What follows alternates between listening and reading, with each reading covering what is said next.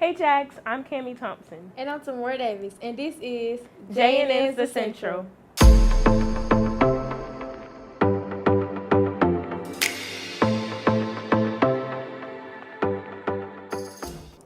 Madison Central is hosting its annual magical dinner in a cafetorium at 4 p.m. and 7 p.m. on Saturday, December 7th. Tickets are $35 through November 22nd and $40 after November 22nd. Tickets can be purchased on the Madison Central website under the Acquires page. Over 160,000 pounds of fresh and frozen ground beef have been recalled due to an E. coli risk. The Minnesota Department of Agriculture and Health found links between some reported illnesses and ground beef from the Wolverine Packing Company, a Detroit-based meat distributor. The Food Safety and Inspection Service provides a list of all affected products and encourages all consumers to avoid them. Hey there, Jags! Scarlett Sullivan with your sports update for the week. Last week's play started off on Tuesday with the boys and girls varsity bowling teams playing in Pearl. Both teams secured wins with the high series, including Skylar Gentry with a 679 and Isabella Ainsworth with a 463. The night continued with boys and girls varsity basketball playing at home against Holmes County Central. Both teams were able to come out on top, with the boys earning a score of 79-49 and girls 70-61. There were no games played on Wednesday. However, on Thursday, boys and girls varsity soccer played at Germantown. With a shutout victory, the boys won 4-0. The Lady Jacks came out on top as well, with a score of 2-1.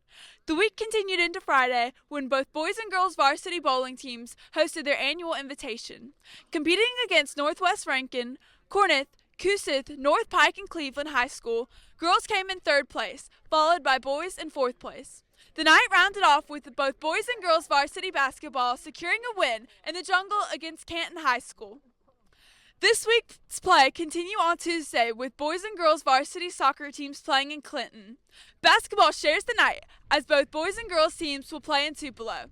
With no scheduled play on Wednesday, your Jags will continue on to Thursday, where both boys and girls varsity soccer will play at Starkville. The week will round off on Friday with both boys and girls varsity basketball playing at Brandon High School. That's all for now, Jags. Make sure to check in with us weekly for future updates and scores. Now here's Ainsley Deel with your weather. Hi Jags, this is Ainsley Deel with your weather. Today we are seeing cloudy skies with a high of 77 and a low of 58. On Tuesday, we will continue to see cloudy skies with a high of 63 and a low of 48. On Wednesday and Thursday, our highs will be in the upper 50s with a low of 45 on Wednesday and 43 on Thursday. We end the week on Friday with a high of 59 and a low of 42. That's all for this week, Jags. Back to Tamora with the news. The Junior League of Jackson hosted its annual Mistletoe Marketplace at the Mississippi Trade Mart in Jackson, Mississippi. J&N's Natalie Mann reports on the joy this event brings to the holiday season in the South and the significance of it to some of its vendors. Unlimited Ducks has been selling their unique antique art since Mistletoe first opened in 1981. This has made them one of Mistletoe Market's longest-standing vendors. A crucial member of the Unlimited Ducks organization is the owner, Melissa Ridgway. Melissa works very hard alongside her son, Grant, to make sure the business runs smoothly. I was expecting my son, Grant, when I first started at Mistletoe Marketplace. Probably my most important thing is the relationships that we have made through the years. In the last year, we have actually expanded our booth because we had more merchandise and generated more income. It has grown, and we're excited about that. Douglas Lofton is the steering committee chair for the Mistletoe Market. Ms. Lofton oversees many of the fundamental aspects of the market as well as bringing Christmas to the customers. I'm the chair of the Mistletoe Marketplace this year, so I lead a steering committee of 17 women. And we have been planning this event for over a year now. It's a full-time job, I would say. They are one of our original merchants. They've been with us for a long time, and they are wonderful. They have so many unique items. My mom actually collects the ducks that she sells, so I always help my dad pick out one to give her every year for Christmas. Grant Ridgway is the co-owner of Unlimited Ducks. He has been in the business since 2010 and hopes to bring light to the distinctive folk art Unlimited Ducks collects. I've been coming to Mistletoe since the late 80s, and I have worked with her for the past 16 or 18 years. It's a great crowd. The Junior League has done a wonderful job putting on a good event. She bought some decoys for my dad a long time ago on a trip, and when they came back home, a bunch of her friends said, I need that decoy. And she said, I bought them for Richard. I can't give them to you. And Dad said, sell them. We'll go back next year again. And that's how Unlimited Ducks started. She's been buying and selling for people's collections ever since then. Unlimited Ducks completed another year of vending at Mistletoe Marketplace. Through hard work and dedication, this has made their 44th year a success. If you want to learn more and support them, you can visit www.ducksunlimited.com. This has been Natalie Mann with JNN. Madison Central hosted its production of Matilda the Musical this November at the Madison Central Auditorium. JNN's Sela Waller reports on the meaning of this performance for some of its lead cast members. Madison Central is putting on their production of Matilda the Musical November 14th, 16th, and 17th. The crew, cast, and directors have been hard at work perfecting their performance. Lily Temple is a junior who is double casted for the role of Matilda. I think that my favorite scene is quiet, because I really enjoy singing quiet. Whenever I practiced it at home, I'd always be like about to cry because it's just a great song. I definitely did not expect it to be Matilda. I thought it was going to be Charlie and the Chocolate Factory.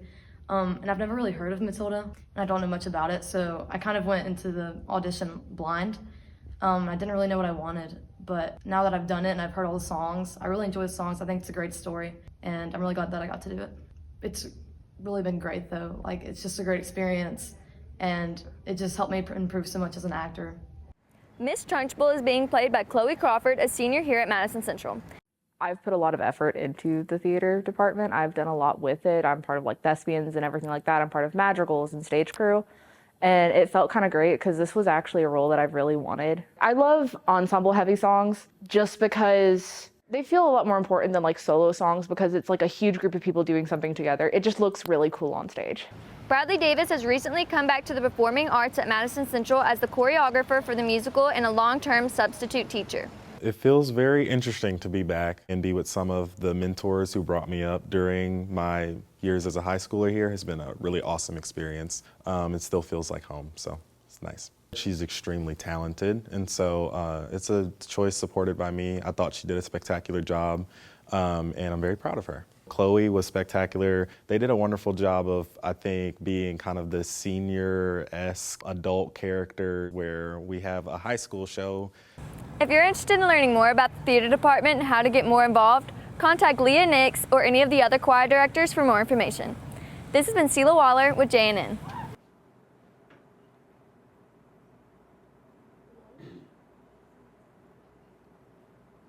Well, that's all for this episode, Jax. Be sure to visit our Instagram at Jaguar News Network for more updates throughout the week.